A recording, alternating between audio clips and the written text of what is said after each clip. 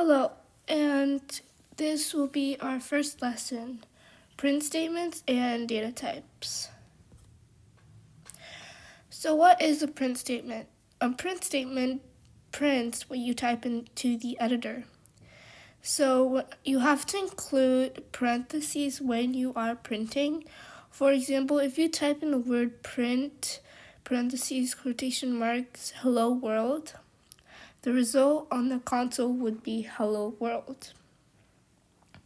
And you have to remember to make sure to put print, parentheses, and quotation marks, and then put the text you want to print out, and then closed quotation marks and closed parentheses. To print in a new line, you will have to make a backslash and n. And to print with a tab, you will have to make a backslash and a T.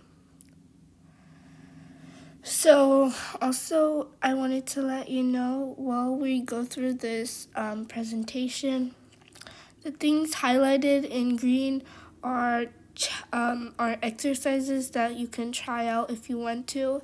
So pause the video and try to give those exercises a try. And there's also a challenge in this slide. Sometimes there will be challenges, and the challenge is to print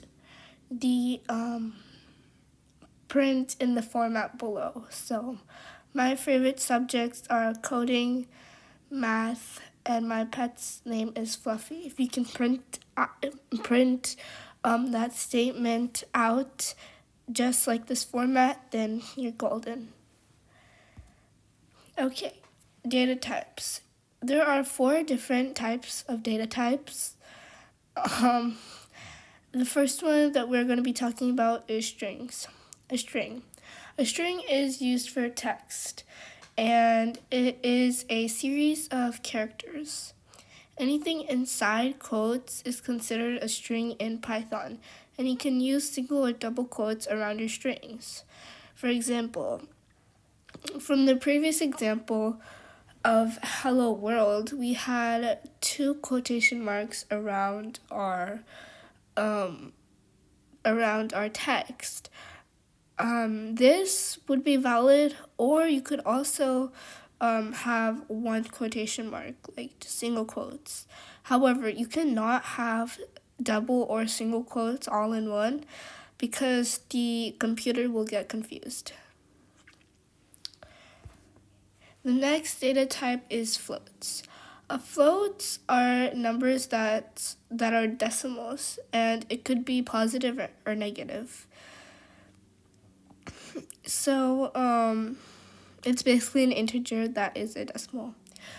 So for a few examples of this are 6.8, negative 3.709, 1 and 1.4.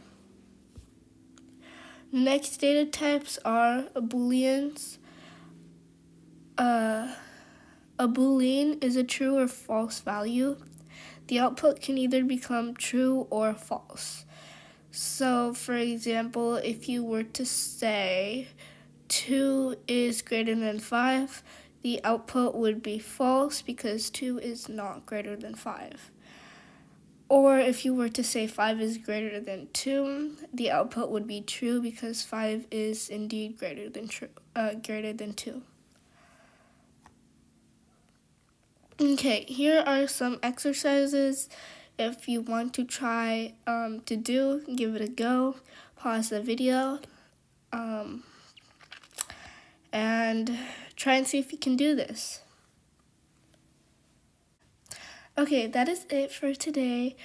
If you found this helpful, check out the second lesson that I will be posting.